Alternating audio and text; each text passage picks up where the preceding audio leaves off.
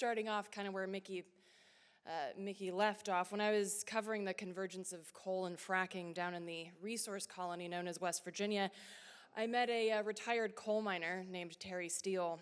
And when I walked in, he looks me up and down and he goes, it was me and a couple of colleagues, and he goes, "Are y'all liberals?" And I don't like that word. And we just said, nope. But let's just say we're on the side of the worker and not the coal baron. And he laughed and he goes, "Well, I'm guessing whatever y'all are is a word I've never heard before." And we just said, you know what, that's cool. We'll leave it there. And we just carried on and became good friends. And much like the hills and hollers of West Virginia, East Palestine, Ohio is still and will be for decades to come, poisoned, cast aside, and forgotten, both by their elected officials and the corporate media who parrot those lies and empty promises. When corporate media did cover East Palestine, it was, as corporate media is known to do, it was extractive and shallow. It was disinterested in the root causes or legitimate solutions, totally disinterested in the people, very ready to sacrifice them in the sacrifice zone for the cause of a byline. As I.F. Stone pointed out, the fault I find with most American newspapers is not the absence of dissent, it's the absence of news.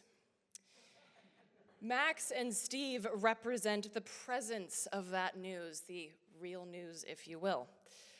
In their collaborative work, the short documentary Trainwreck in Trump Country, Partisan Politics Hasn't Helped East Palestine, Ohio. Maximillian Alvarez is the editor-in-chief at the Real News Network, and Steve Mellon is a photojournalist and writer for the Pittsburgh Post-Gazette, but has been reporting without pay for the Pittsburgh Union Progress, the alternative newspaper that Post-Gazette workers have been producing on their own while they've been on strike for the last 2 years. So I think it's quite clear that these folks are on the side of the people, not the coal barons or the train barons, as the case may be here. The work that Max and Steve have done highlights not only the aftermath of the horrific and totally avoidable train derailment in East Palestine, but just as importantly, it highlights what we say in mutual organizing, that the system does not keep us safe, we keep us safe. And we have far more in common with each other than any of us has in common with our so-called leaders. In a system that values human life, or really any life, you wouldn't have the term sacrifice zone. That term only exists because the grotesque sacrifice of life, both human and otherwise, is profitable. It's acceptable and it's expected. It's promoted and it's maintained while the structures that would support life rapidly crumble around us. The kind of reporting that Steve and Max have done is not only, therefore, an act of powerful, independent journalism, it is in fact an act of community organizing. It is an act of building beyond the borders that we are told and programmed to believe in and respect. The blue-red divide, the rural and urban divide, the cultural and racial divides. It is a systemic analysis, an amplification of an anguish that echoes across sacrifice zones throughout this nation and indeed the world. It is a reporting that refuses to forget. It refuses to accept the trauma-porn 24-hour news cycle. This is the kind of work that journalists of, for, and by the people do. And as Terry Steele noted, it doesn't really matter what you call it, it just matters that we do it. So therefore, it is an honor for me to bestow this award to Maximillian Alvarez and Steve Mellon.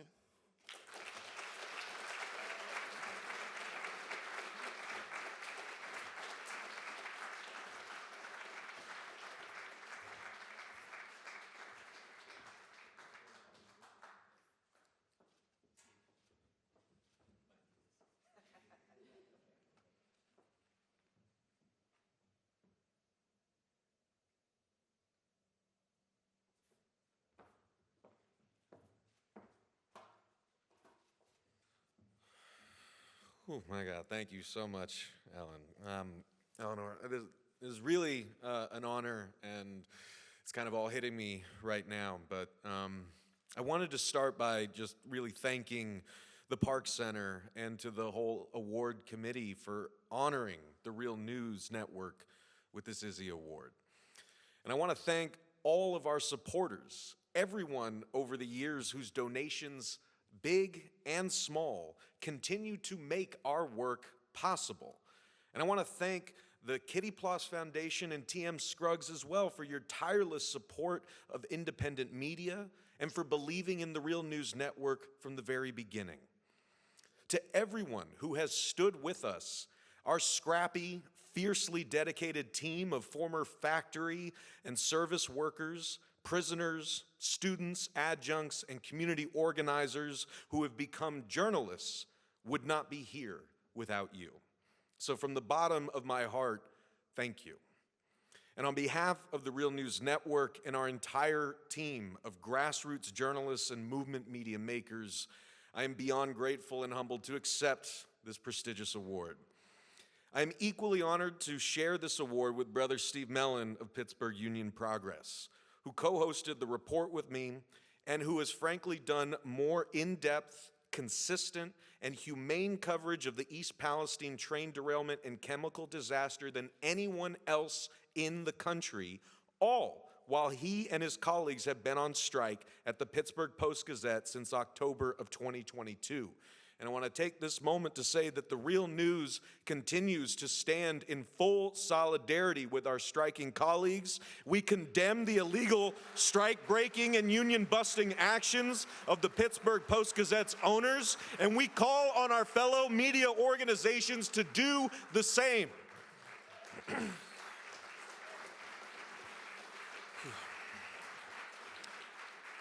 And of course, and most especially, I want to thank the people of East Palestine for opening your hearts and homes to me, to Steve, and filmmaker Mike Bolanek, and for trusting us to share your stories with the world. We will not forget about you, and we won't stop reporting until you get justice. And I can assure you all here that we are a long, long way off from that. I have to take this opportunity to reiterate the same plea I've been making for 2 years now. Please don't forget about East Palestine. Don't look away. Don't give up on these people, as so many politicians and pundits and unaffected members of the public have. None of these residents did anything to deserve this nightmare. They did not cause it, yet they are the ones paying the unimaginable price for the corporate and Wall Street greed and government negligence that did. They are working people just like you and me. They are our neighbors, and their lives and community will never be what they were before February 3rd, 2023. They are still sick, still worried about the chemicals accumulating in their bodies and the bodies of their children, still being lied to, gaslit, and abandoned by the company Norfolk Southern and by their own government. Still traumatized and financially devastated from the avoidable catastrophe, and they desperately need help. So please, I beg you, help them. Share their stories everywhere you can. Hold their poisoners accountable for their crimes. Use your voice to advance residents' demands that a federal disaster declaration be issued for East Palestine, which neither the Trump nor the Biden administration has done. And break the cages in your hearts and on your eyes that keep you from seeing the human beings behind these headlines and how much more we have in common with each other than corporate media and corporate politicians would have us believe. This is not a red state or blue state problem. This is a working class problem. As veteran railroad worker Matt Weaver told me after the East Palestine derailment, these long, heavy, understaffed, underinspected bomb trains loaded with toxic materials are blasting past our houses and our kids' t-ball games. They are not passing through the gated communities of the rich. This is about the great many of us who toil to make a living versus the power and profit-hoarding few who take, exploit, and destroy the foundations for life itself. And it's not just happening to the chemically poisoned residents living in and around East Palestine. This life-destroying scourge is coming for all of us. That is what I've learned from interviewing working-class residents living, working, and fighting for justice in America's so-called sacrifice zones. From communities like East Palestine to communities throughout South Baltimore that have been poisoned for generations by rail giant CSX transportation and dozens of other toxic polluters concentrated in their part of the city. To residents of Western North Carolina whose lives and towns were devastated by Hurricane Helene, devastation that was made worse by the effects of mountaintop removal. To residents living near Conyers, Georgia, who have been affected by the nightmare-inducing chemical fire at the biolab facility in September. To rural and urban communities poisoned by industrial animal farming, toxic landfills, oil spills, PFAS in the water, petrochemical plant exhaust, etc., etc. These are not statistical outliers. This shit is happening all over the place. And this is what is in store for most of us if the corporate monsters, corporate politicians, and Wall Street vampires poisoning our communities are not stopped.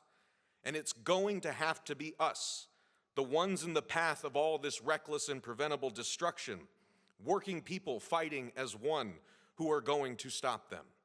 And if we don't, our future will look a lot like East Palestine looks today.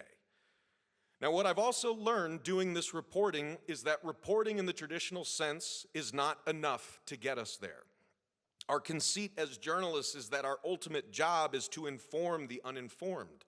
But in the year of our Lord 2025, I submit to you that the great crisis we face is not a population lacking in available information, but a population immobilized by too much information and lacking in power to do something with it to change the outcome. And that doesn't just mean telling the stories differently to rouse people out of apathy and providing answers in our reporting to the question, what can I do to help? It is that too, but it also means going further and actually using ourselves and our platforms to connect people who weren't connected before. That is what happened. That's how this documentary came to be. I connected with Steve through my podcast, reporting on his strike. He connected me to folks in East Palestine who he reported on, and then we went down there together and it kept snowballing, right? I also interviewed railroad workers and East Palestine residents together. And I said, why aren't you guys talking to each other? You're fighting the same company. And then they started talking to each other and organizing. We got people from different sacrifice zones on the same panels, in the same spaces. In East Palestine, South Baltimore, West Virginia, we are bringing people together using our connections and our place as journalists who are well placed to facilitate those connections. So this is what I think doing more means. It means collaborating too with each other so we can carry out our missions in the most impactful ways and better serve and empower the public. Again, that's how this report itself was produced. That is why The Real News is among the founding members of the Movement Media Alliance. All the work that we are doing together is a testament to the fact that with collaboration we can make together what none of us could do on our own. That's what independent media is supposed to be. The whole point is that we aren't ruled by the same corporate prerogatives and professional realities that Steve talks about in our report. The stuff that has traditionally compelled journalists to pump stories out without getting to know the human beings at the center of them. That has made us all see one another as competitors and incentivized us to guard our contacts and our scoops, protect our name brands and all that crap. We can do things differently, and we must. History is calling our number, and we need to answer. We're not just here to keep people better informed about the world as it burns around them. We are here to help them see that they are the ones who are going to save it.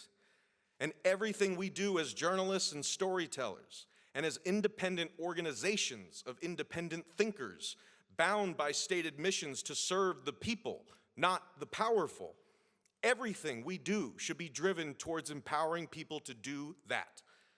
That is our charge. That is the work that we are here to do, and brothers and sisters, we've got our work cut out for us. And we've got a world to save, and we've got no time to waste.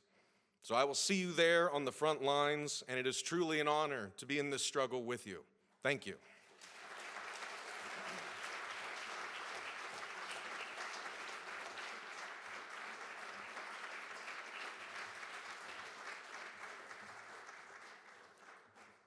Well, thank you for that, Max. Those are inspiring words. It's really an honor to be here and, to stand on the stage with Alex, Rebecca, Chris, Michael, my friend Max. I never expected this when I walked out on strike 2.5 years ago, that I would even be still practicing journalism. So this strikes me right in the heart. And Michael, I'm taking that quote, investigative journalism isn't a business, it's a knot in your stomach that won't let go. Do I have that right? I'm keeping that. I'll give it to my wife. That'll explain why I don't sleep anymore. 2 months ago, I went to a community meeting just outside of East Palestine. There have been several of these. I've been to a number of them. But a woman I did not know plopped down beside me in the empty seat. And she had a knit cap pulled down over her head, tightly over her head, and she looked really weary. And I looked at her and I said, "Are you all right?" And she said, "No." She said, "I'm not all right." She said her kids were ill. She was stressed out. She felt her town had been ruined, poisoned, in her words. She told me she felt like she was having a heart attack every minute of every day. Now, thus began a series of long one-on-one conversations, many at her home, a number on the phone. The young woman is Morgan Parker. She's 38. She wanted people to know her story. For 2 decades, she struggled with opioid addiction. She'd been abused as a child. She'd been involved in a series of bad relationships. Many of her friends died of overdose. In 2021, she experienced her own harrowing overdose, and she survived. She got clean and went into long-term recovery. She got a job. Her kids were living with her. She had a home. Then on the night of February 3rd, 2023, a train derailed and caught fire half a mile from her home. She looked out her bedroom window. The flames, she said, were insane. They were 100 feet high. She said it looked like the whole town was on fire. A number of cars on that train, on that wrecked train, contained highly toxic chemicals. And that disaster upended the lives of thousands, including Morgan and her kids. Morgan and her family were evacuated twice. They would not return home for months. Morgan's kids struggled in school. She was dealing with a difficult commute to work. She had her own health issues. She was stressed out. She lost her job. While we talked, she assured me that she was hanging on. She was holding strong, but it was not easy. Now, the Pittsburgh Union-Progress published Morgan's story 3 weeks ago. She received an outpouring of support from the community. Others have come forward to share with her their stories of abuse, an addiction, and of trying to hold their lives together after the derailment. There's a community forming. Morgan's story followed the story of Tom Lewis. Tom is 84, a Navy veteran. He served on the USS Newport News, the flagship of the American fleet during the blockade of Cuba during the 1962 Cuban Missile Crisis. He returned to the East Palestine area, married, and raised a family. On February 7th of 2023, a black cloud from a chemical fire down at the derailment site descended on his property. I don't know if you guys remember, but 3 days after the derailment, the railroad company decided, we'll just dump $30 million of vinyl chloride and burn it off. Vinyl chloride is not a nice chemical, folks. That's the bruise that was left in our atmosphere after that. But a black cloud, the next morning, descended on Tom's property. The fruit from his apple trees turned black the next season. Tom had trouble breathing. Now he needs oxygen to walk to his mailbox. Christine Seislow's story preceded Tom's. Before that, there was Matt McCandless, Ashley McCullum, R.J. Kissick, Lonnie Miller, Nathan Velez. I could go on and on, folks. These are working class people who lived complex and extraordinary lives of joy, struggle, love, and pain, and then came a train derailment. That derailment was the result of carelessness by a billion-dollar company, Norfolk Southern, which owned the train, and they have since moved on. Morgan and Tom and Matt and Ashley and thousands of others remain to deal with all of the unknowns that follow chemical exposure.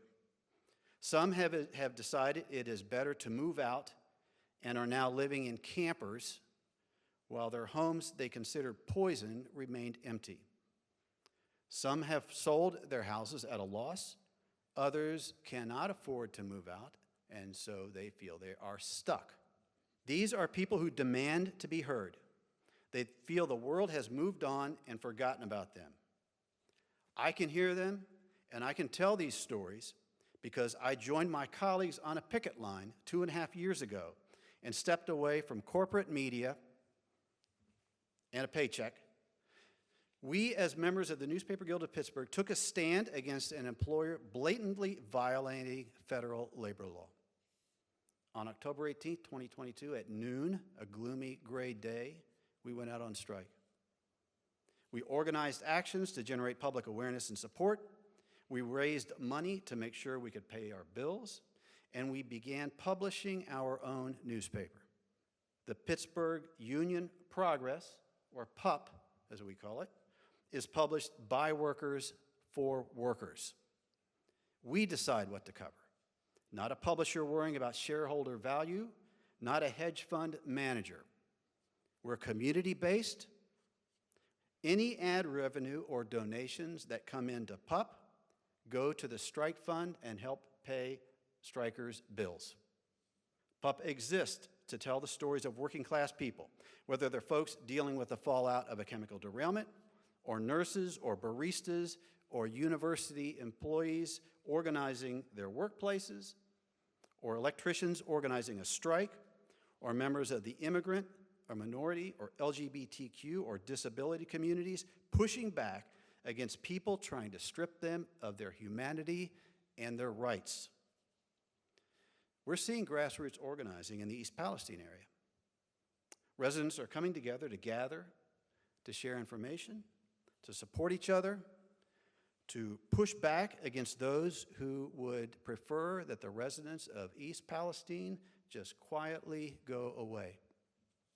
If PUP and our strike in Pittsburgh has a legacy, it is my hope that they stand as examples that grassroots and community-focused people can organize, they can support each other, and push back against powerful, well-funded organizations that will, in pursuit of profit and increased power, do great harm to our families, to our neighborhoods, our neighbors, our communities. Such resistance is not only possible, it is necessary. So I'm honored to share this award with my friend Max, and I'm grateful and incredibly proud that the judges have decided to honor us with an Izzy.